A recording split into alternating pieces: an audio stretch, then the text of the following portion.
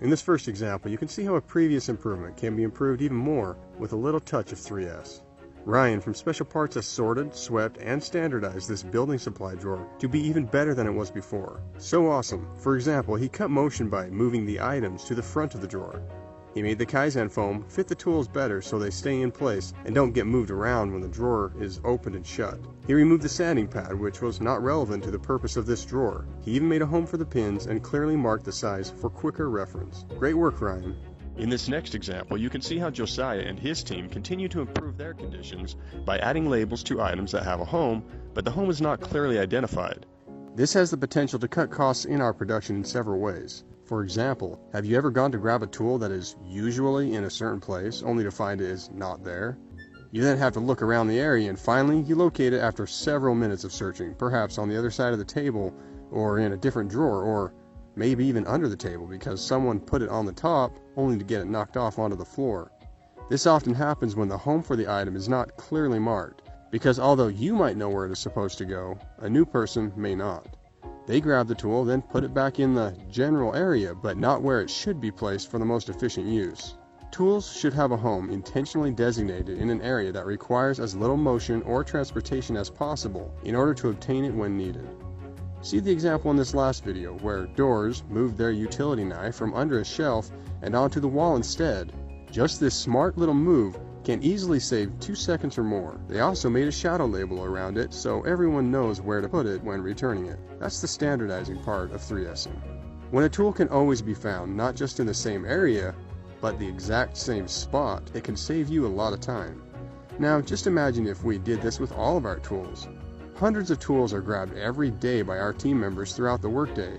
Small changes like this could easily add up to 15 minutes or more to production time, instead of wasted searching for the right tool time. This would be equivalent to a full workday for an individual every month.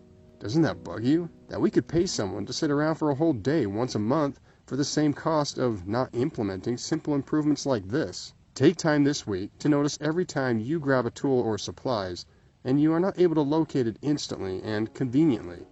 Write it down and fix it for a simple but powerful 2-second improvement. And check out this example of another simple 2-second improvement. James and Nephi added a clear SDS label that boldly identifies it as the solvent-only bucket. This encourages safety, prevents defects, and reduces weighting and motion because there is literally no effort involved in identifying the bucket's use and contents. They have also included other labeling improvements to other bucket types, so their contents, uses, mix and expiration dates, etc. can be easily identified and standardized throughout the department. Nice job, the finished team is amazing.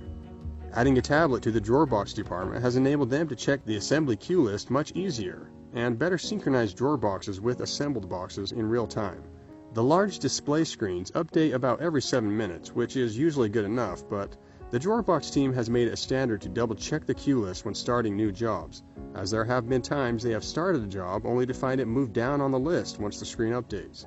This added terminal is very convenient for the drawer box area, as it reduces waiting due to the other terminal being in use often when needed. It also enables them to have relevant pages open all the time and much quicker to access, and it's very close in proximity to the workstation.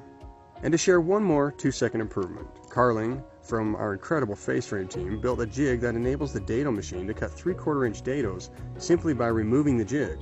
The old jig and settings required a person to take an extra 1/16 off using the table saw after running it through the shaper.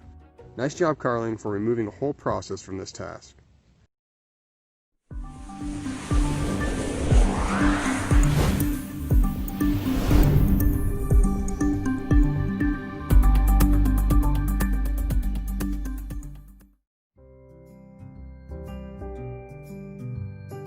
Hi, Kate here. Welcome to Wellcast. Let's talk about 2 little words that will make you happier. Happy birthday?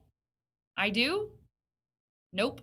Today, we're going to talk about saying thank you.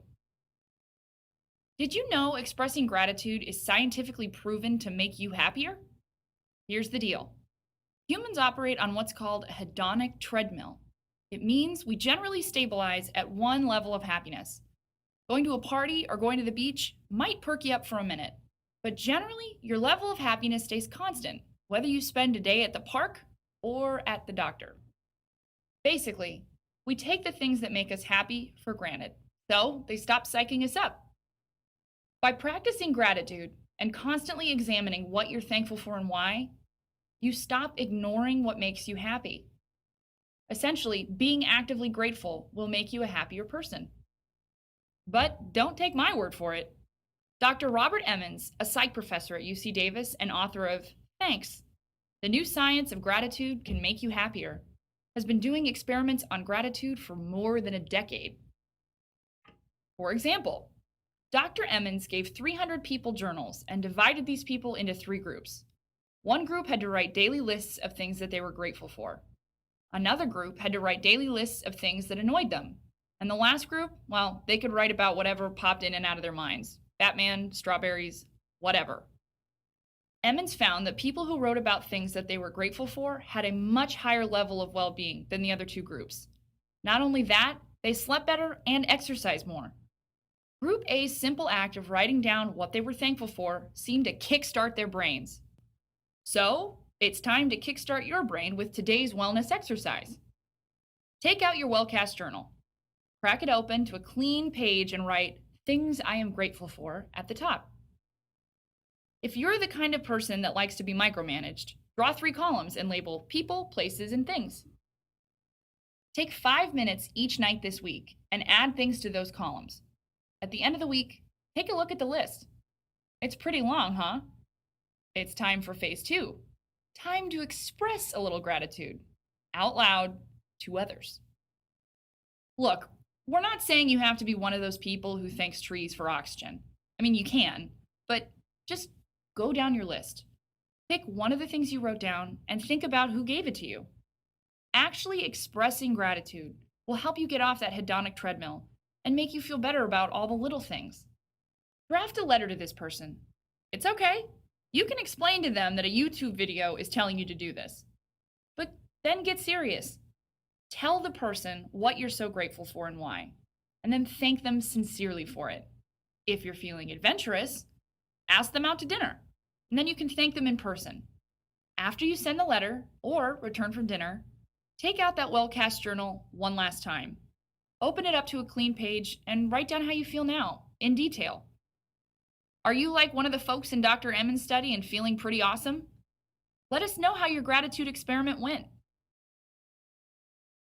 Now that we're all in a good mood, let's do a recap. We learned today that humans take for granted the things that make them happy. And the best way to shake up that paradigm is to spend time thinking about the things that you're grateful for. Studies show that by saying thank you, your general sense of well-being increases.